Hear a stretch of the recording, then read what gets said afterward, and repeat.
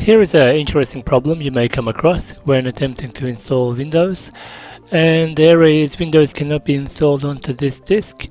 And so the issue here actually is you have booted from a USB that is not compatible with the BIOS boot settings. So in this case, this BIOS of this computer is set to boot from UEFI or GPT style partitioning of the hard drive, and the USB you're using is set to boot as a MBR or legacy or CSM if you like. So to fix this issue, you'll need to actually reboot with a UEFI version of the USB that's compatible with this motherboard with the boot options, or you change the BIOS settings completely and remove UEFI completely and just boot into legacy or CSM boot. Now if your computer is modern, you may want to skip using legacy or CSM, just use UEFI to make it more compatible. Now you can ignore the screen that's showing the BIOS menu. Here you can see the Windows 10, which I've got on the left is a MBR, the one on the right is a UEFI.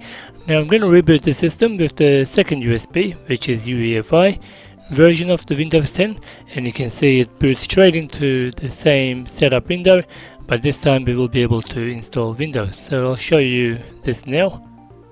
Now I've rebooted the system, pressed F9, in this case it's a HP, so F9, and you can see the USB listed under UEFI, so that's GPT style partitioning.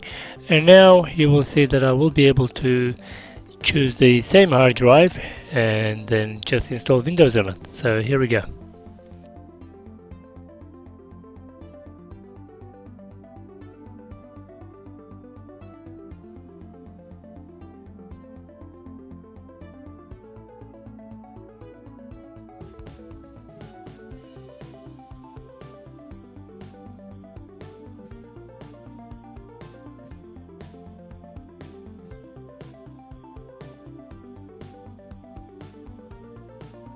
Same hard drive, press next, there we go, no error messages.